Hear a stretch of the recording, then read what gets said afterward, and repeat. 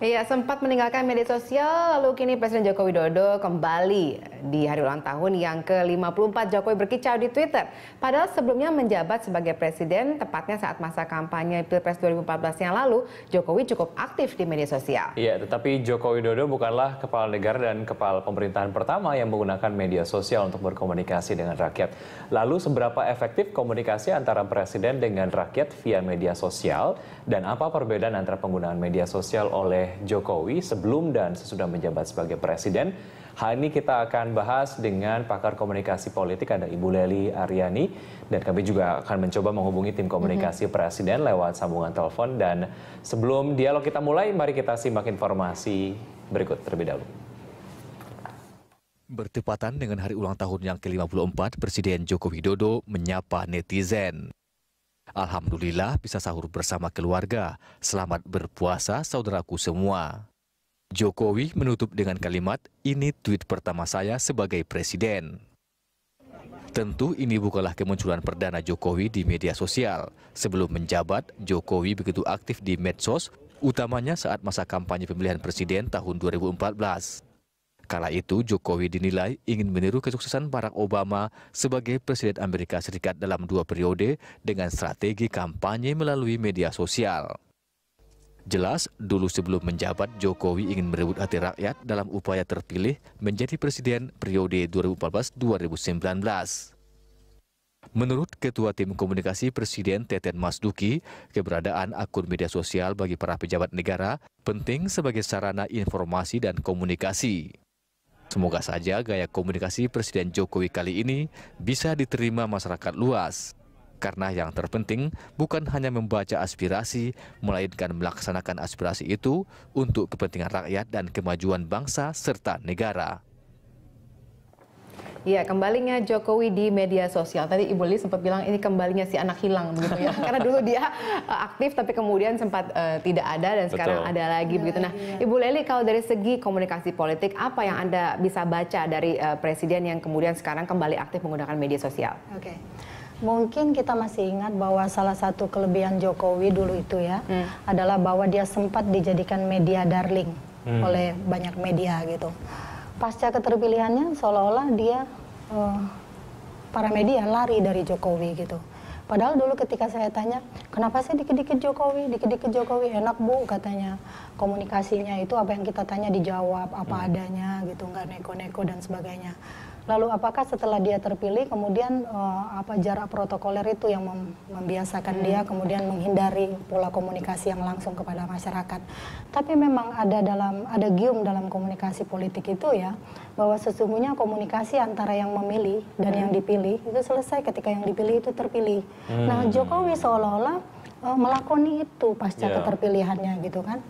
Pasca keterpilihannya juga sebelum dia dilantik, saya pernah menyatakan di banyak media termasuk menulis di beberapa majalah, saya katakan bahwa sebenarnya Jokowi seharusnya tidak mengurangi intensitas belusukannya, tapi ritmenya saja yang dijaga karena batas-batas protokoler tadi seandainya. Tapi mungkin tidak sempat lagi sekarang. Tidak sempat lagi gitu.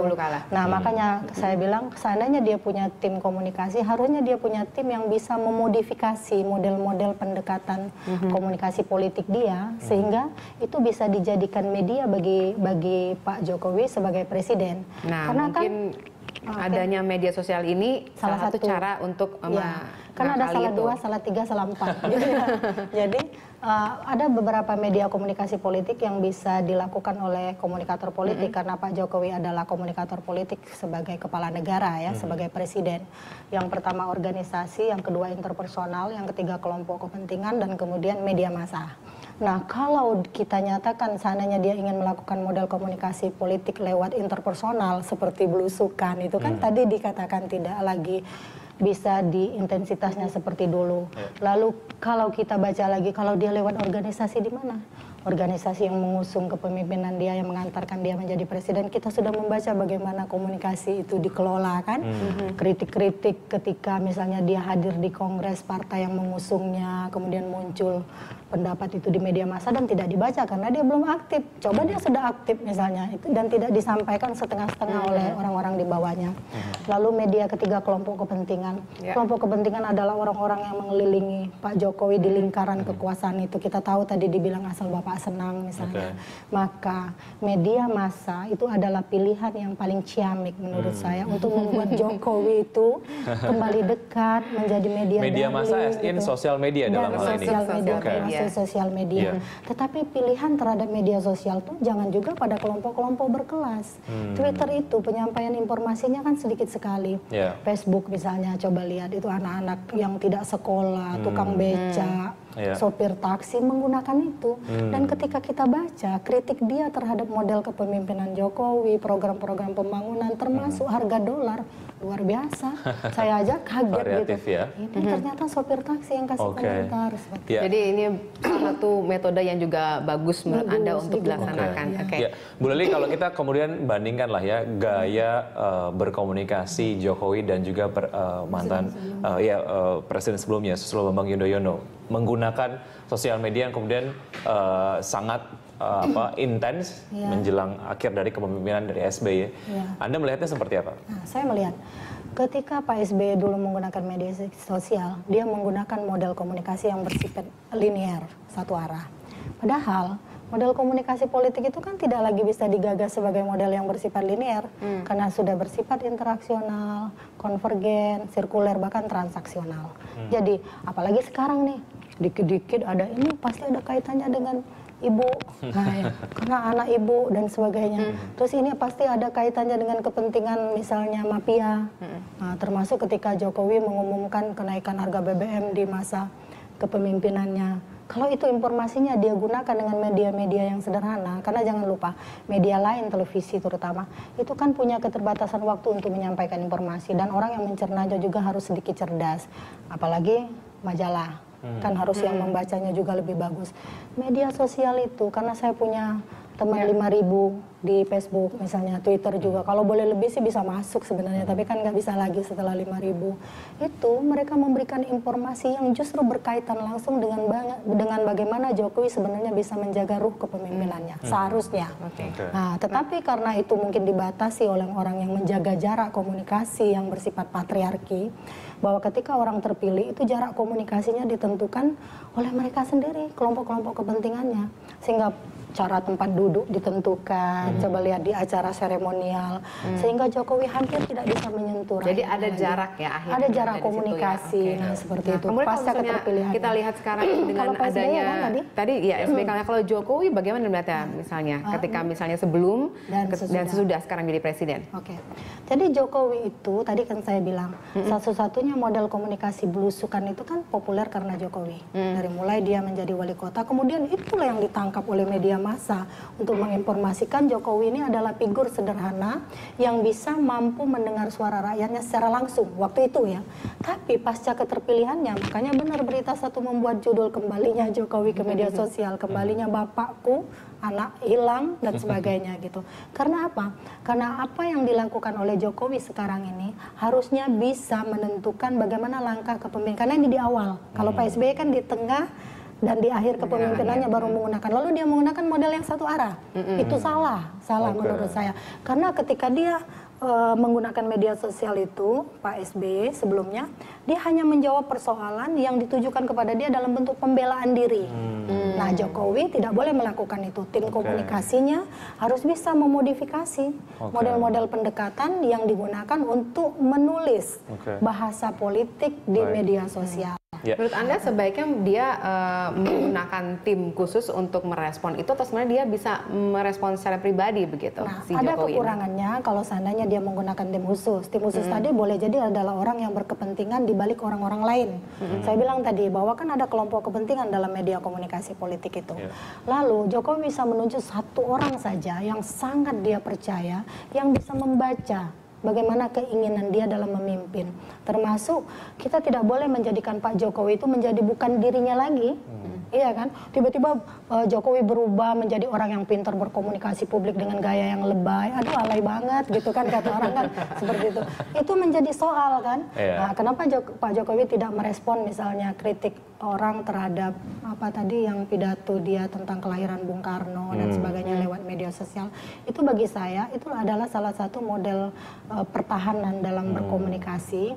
Tapi dia membentuk orang-orang yang bisa mempersuasi, misalnya bagaimana orang-orang yang mengkritik dia itu memperoleh informasi yang seimbang lewat media sosial itu. Ya, Bu Leli, seberapa penting sebetulnya komunikasi melalui media sosial yang digunakan oleh seorang pemimpin ini dalam berkomunikasi politik? Ya, sebenarnya kan dalam menjual diri secara politik dalam komunikasi pemasaran politik namanya.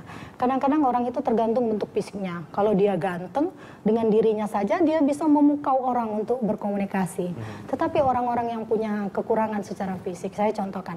Ketika Kennedy misalnya berkampanye di pantai di Amerika untuk memikat suara perempuan, lalu Jokowi bercelana pendek berlari di pantai dengan tubuhnya dengan tubuhnya yang atletis, dada yang berbulu, lalu para perempuan berteriak Kennedy, Kennedy, misalnya berteriak seperti itu.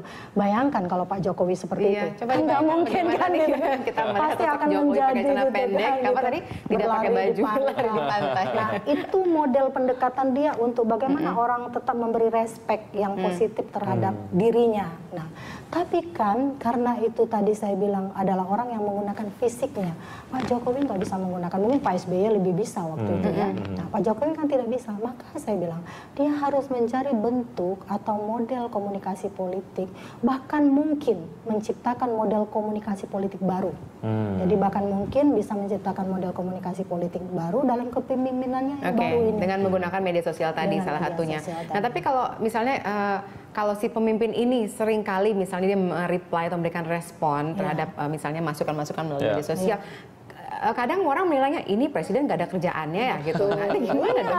Harusnya tidak. Jadi ada seleksi pesan. Makanya dalam komunikasi juga dikatakan bahwa setiap informasi yang masuk itu kan kalau seandainya komunikasi itu secara langsung kan tidak ada namanya noise. Tidak ada bising-bising komunikasi kan. Nah, tapi kalau dia tidak langsung, pasti ada noise. Saya sampaikan ke sini, ada komanya dipindahin ke sebelah kiri.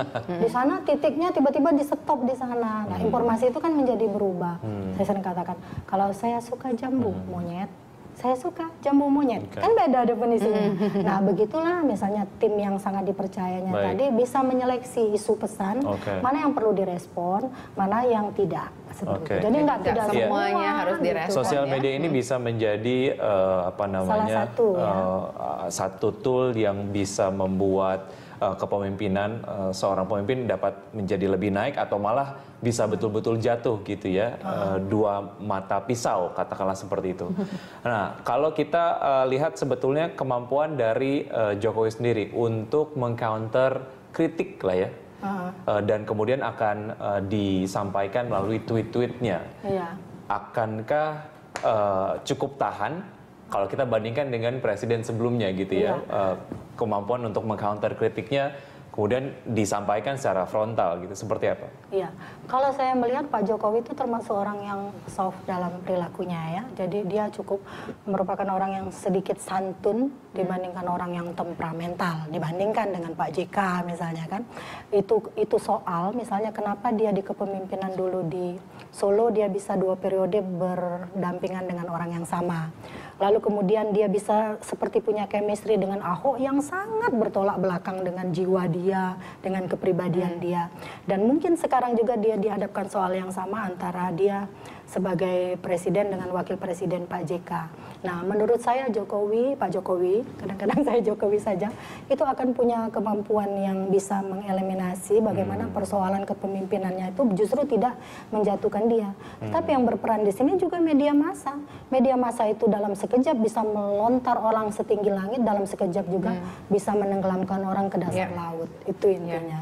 Jadi kita bisa melihat bahwa ternyata memang dirasakan esensi media sosial ini penting sehingga akhirnya tim komunikasinya pun dan untuk seorang Presiden Jokowi memutuskan untuk harus kembali. Nah, tapi kan kemudian ada nih juga saat-saat sekarang ini ada isu misalnya isu reshuffle kabinet dan lain-lainnya. Nah, apakah kemudian ada berhubungannya dengan ini atau mungkin memang sekedar dirasakan memang harus nih kembali nih ke media sosial. Tapi kita jangan bahas dulu Bu Leli. Nah, pemirsa, kami juga mengajak Anda untuk memberikan komentar lewat Twitter @jurnalsiang atau SMS ke 0811 8335 551. Ya, Anda juga bisa menelpon saat siaran berlangsung lewat nomor telepon di 021 021-52900-308 atau di 021-52900-311. Lunch Talk akan kembali usai jeda.